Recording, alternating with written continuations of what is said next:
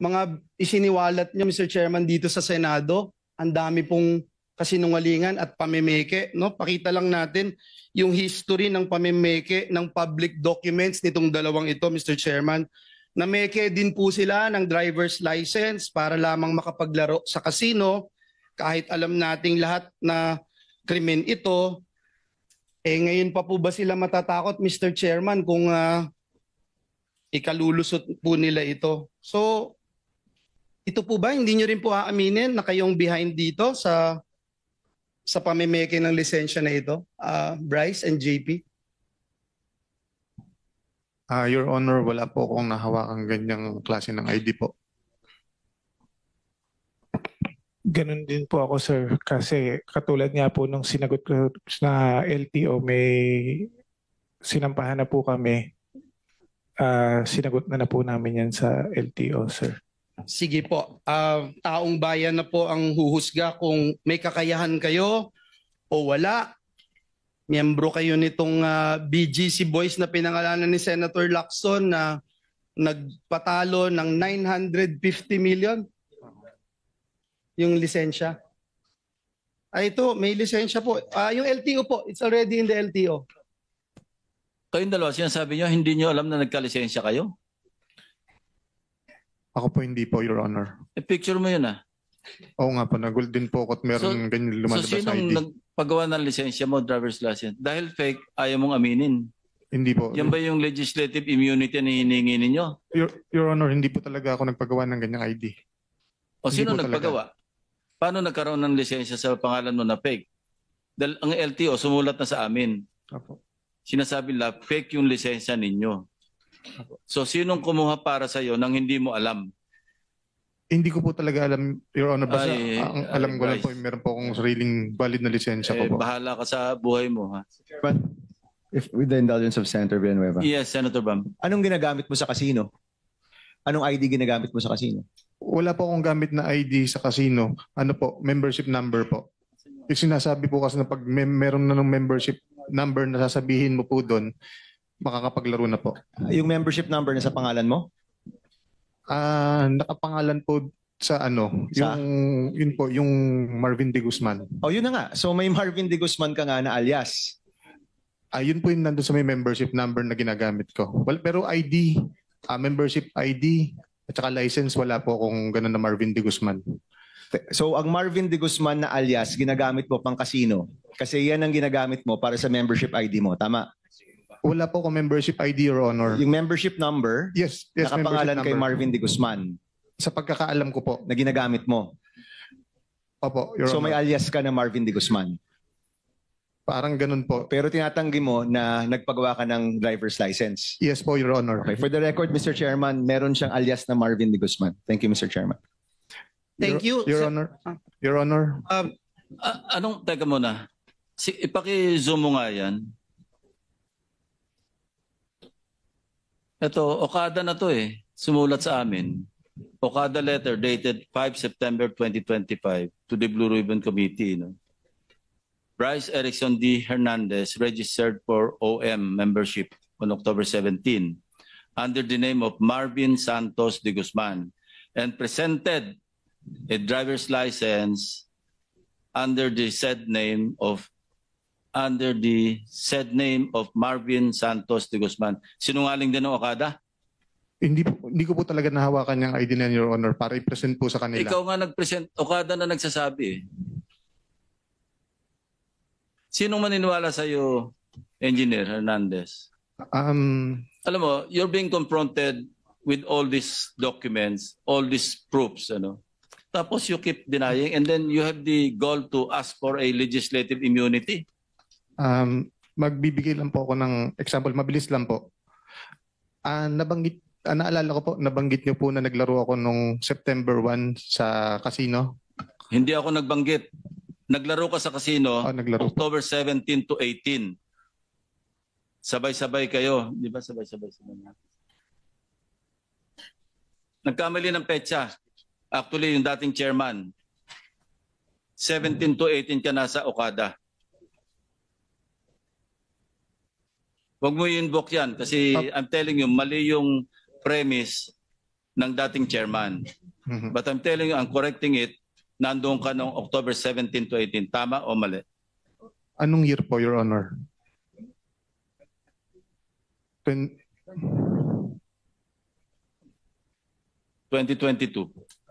May admission ka dyan sa Apo, statement mo. apo. So you're not denying. Hindi ko po dinedeny yun. Nung napunta po ako ng Okada noon at nakapaglaro po. Noong Ng 17 to 2022. 18.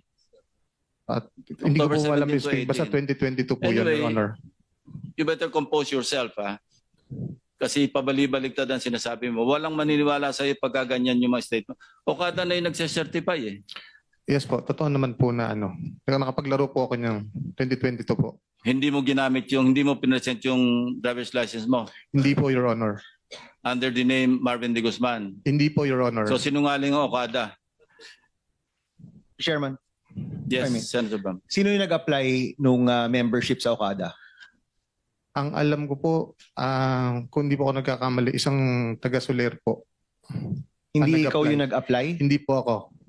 So binigay na lang sa'yo yung membership number mo? Exactly po. Ganun po ang nangyari. Sino Your yung Honor. nag-apply para sa'yo? Baka pwede mong banggitin. Kaibigan po, ano po? Alam mo, Bryce, you can still redeem yourself. Apo. I'm giving you one last Yes, po. chance. I'm Mm. telling you, I told you this earlier. Remember?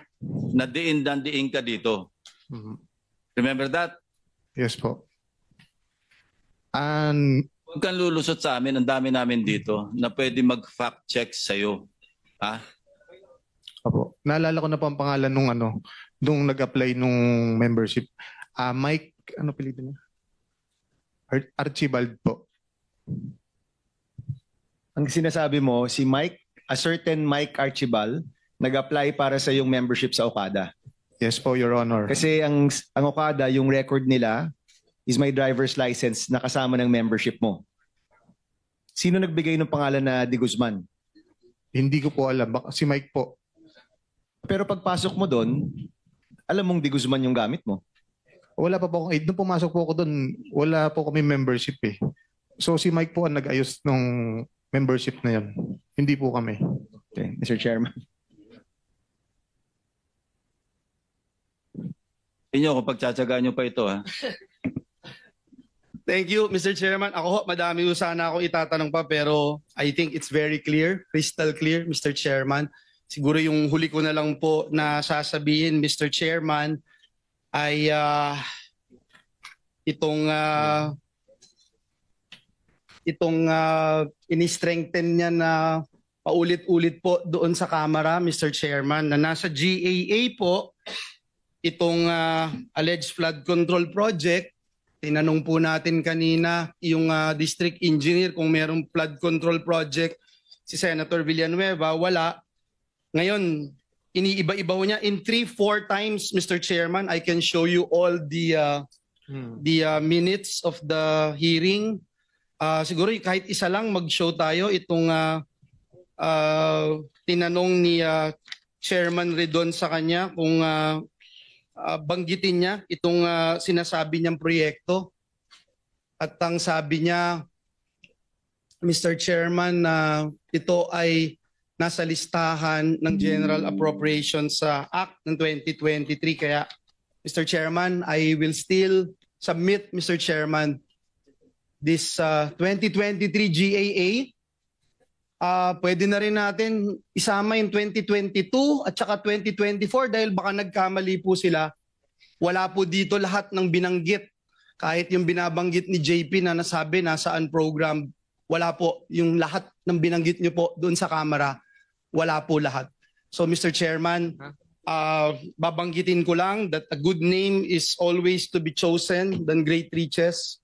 At masakit man isipin na dinrag ang malinis na pangalan ng representasyon na ito, lalo na being a member of the Jesus is Lord Church. Gusto ko pong sabihin, there's always time for everything. At salamat sa aking mga kasamahan at this committee for clearing this out. At gaya ng sabi niyo, Mr. Chairman, wag na nating pagtsagaan ang mga sinungaling. Thank you, Mr. Chairman. Dapat siguro palitan niya yung pangalan niya, Blyce na lang, Blyce. Yeah. Your Honor. Mr. Chairman. Yes, the Senate President is recognized. Thank you. Mr. Chairman, just to highlight what you said to our colleagues na wala akong mapipiga dito kay Mr. Hernandez, but for the information of Mr. Hernandez and for the public, I just received moments ago a subpoena ducis tecum for you, for your records and your subpoena testificandum from the independent commission. You are set to testify to them. So I suggest you collect your thoughts, tell the truth, because the independent commission is a different story from in aid of legislation that we are doing here. I already received the notice, and I will write an authority for the Sergeant at Arms to bring you to the independent commission inquiry. Opo. Maraming salamat. Right. Now, Mr. Chairman, another thing, if there are no questions for the Secretary of Justice, we may excuse him because we made it a point that the Secretary of Justice, through the help of our colleagues here, especially Senator Marcoleta, to find out from one of our resource persons, in this particular case, Mr. Diskaya, find out what information he can give more to the committee and to the Department of Justice. And so after that meeting of Secretary Remulla, we may excuse him if there are no questions. Mr. Chairman, I have a few questions for the Secretary. Senator Bang. May I ask my questions to the Secretary? They're just few. Go ahead, please. Okay. Secretary Remulla, magandang hapon. Magandang hapon po. Welcome po sa Senado. With the permission of Senator Bongo, kasi siya yung okay lang. Sige, thank you. Thank you, Senator Go. Secretary Remulla, maaari po bang magbigay kayo ng update pagdating sa mga kaso na na-file na o ifa-file pa natin sa mga kasabwat dito sa napakalaking korupsyon na nangyayari sa ating bansa? Yung mga final po kasi ni Secretary Dizon went straight to the Ombudsman. So hindi po namin hawak yon. Ang ginagawa po namin ngayon, we have collated 5 cases already to the NBI, and then nag-meeting po kanina sa DOJ about the cases that we will be filing very soon on this matter. And these are the ghost projects. Yun po yung aming inuna. So uunahin niyo po yung ghost project. Isusunod po ninyo pagkatapos ng investigasyon ni Secretary Dizon yung mga severely substandard. Yes, sir. The substandard will come next. And of course, yung sistema po na ginagamit para ho sa conspiracy, kasi para hong conspiracy, we're looking at that angle first. Kasi it's like a conspiracy between some people from DPWH, contractors and legislators, and probably some other people. Secretary, ang hinahanap po ng taong bayan, lahat ng mga kasangkot ay managot, no? And I trust that the Justice Department will do that. Pero ang isa rin pong hinahanap ng tao, yung mabilisang agarang at mabilisang aksyon, no? The President mentioned this flood control during the SONA Day. July 28 po yon. So July 28, it's already September, baka po magdadalawang buwan na po yan. Hinahanap po ng tao yung lunas dito po sa isyong ito. So can we get a commitment na isa po ito sa priority ng DOJ at binibigyan po ito ng tamang pansin, at yung korupsyon pong nakikita natin ay mahanapan po natin ng tamang solusyon at yung mga managot ay talagang makulong at makasuhan? We make that commitment to the Filipino people. Hindi ho namin pababayaan ang kasong to, at ito po we will pursue it to the very end. Hindi ho kami matutulog dito. Like that, what we do with the other cases, talagang minamatsyag po namin, tsaka tinatsaga po namin ang bawat araw para ma-build up namin ang cases. Kasi ang kailangan po talaga case build up. Pag hindi ho na case build up yan, mawawala po yung kaso. Kailangan po nakahanda pong ebidensya and always ready for trial when we file it. Yes. Chairman, last 2 questions. Unang-una, may timeline ho ba kayo? May internal timeline po ba kayo ng pag-file ng mga kaso sa mga nasangkot po dito? At pangalawa, ano po yung inyong working relationship with the ICI? Meron po ba kayong pag-uusap na tungkol sa sino ang magpa-file, ano yung mga proseso, o parallel po ang ginagawa nyo ng ICI? Ano ho yan? Kasi ang mangyayari po rito, we are also the prosecutorial arm of the Ombudsman. Kaya ang ang ICI po will, ng kanilang mga findings will go to us for proper disposition. And of course, some of them will go straight to the ombudsman. But at the same time, yung aming pong research, ipoprovide namin sa kanila para wala hong duplication so they can have their findings faster. Kasi para hindi na ho sila paulit-ulit, yung aming pong nahanap na, papavalidate namin sa kanila para mag-share na lang po kami ng resources. So meron na pong working relationship. Hindi pa ho kami nag-uusap, pero madali na po yung kasi kaibigan ko naman po si Babe Singson. Okay. Secretary, my question earlier, my last question, yung timeline po, kasi yan po yung hinahanap ng tao. Kailan po magkakaroon ng full revelation of all of the findings, mga kasuhan, mga mahuhuli, mga mananagot? Mayroon po ba kayong internal timeline sa DOJ? I'm sure na pag-uusapan ninyo na dapat before this month, meron na tayo mga na-file po. Ang due process po will make us, will give us the earliest window at 40 days to 60 days. From now? Yes, sir. Yes, sir. 40 days from now? That's due process, sir. Kasi magsasend tayo na sa PINA, tapos magbibigay po sila ng affidavits. Opo. So yun po yung pinakamabilis, kumbaga. 40 would be the fastest. And at 60 would be safe. And Secretary, so thank you for that, Secretary. Pero siguro po ang mungkahi ko at palagay ko po ito rin mungkahi ng mga kasama ko, sana po sa mabilisang panahon talagang makita ho natin na may nakasuhan na lahat ng mga nasangkot po dito, hindi lang po iilan. Salamat po. Thank you, Senator Bang. So the Secretary of Justice is excused. Maraming salamat po. Mr. Chair. Yes, Senator Marcoleta. Just to manifest for the record, Mr. Chair, that this afternoon, during the wait, 1 minute lang, boss. At lunch, Mr. Chair, we took advantage of the presence of the Secretary of Justice. With your presence, Mrs. Chair, and the Senate President and myself, we agreed to pursue the idea that the Diskaya, considering that they were the first to produce a sworn statement, that sworn statement should be validated and subjected into the process of the Witness Protection Program, and the Secretary was good enough to invite him tomorrow, and that particular document will be processed whether or not he will qualify ultimately in his application to be placed under the Witness Protection Program. Mr. Chair, that's all. Thank you. Thank you. That is between the Secretary of Justice or the Justice Department, particularly the Witness Protection Program Office, and Mr. and Mrs. Diskaya. Thank you. Thank you. Maraming salamat po, Secretary Boying. Salamat po. Salamat. Okay. Manifestation lang with the permission of Senator Gono. We want to be fair. We want to be transparent. We want to be honest, especially to the public na nanonood. Just to lend credence to the assertion of, I don't know if it's JP Mendoza or Bryce Hernandez. Indeed, meron talagang 600 million as described, as enumerated under the unprogrammed fund. I just want to make it clear. But we will have to deal with this in the next hearing. Ito yung kiniklaim nyo na in-insert ni Senator Joel sa Bulacan. Opo, And I Your Honor. counted, there are 7 items or 8 items Eight with po. 75 million pesos each. So I computed that's exactly 600 million. Yes po, Your Honor. Okay. So okay na doon. Your Honor, meron pa nga po akong follow-up na picture pala ng Later na yan. Later Sige na. po. Okay po. Ito naman ang para sa'yo.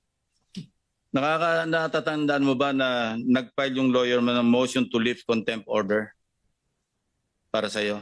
Dahil na-contempt ka na under the Sana po, Your Honor, previous. para po Okay. makagawa po ako ng mga Natatandaan mo tamang ba yung ebidensya. attachment mo doon? Anong mga attachments mo doon? Yung pinagtatanggi-tanggi mo na hindi mo alam, inattach mo eh. Yan, no?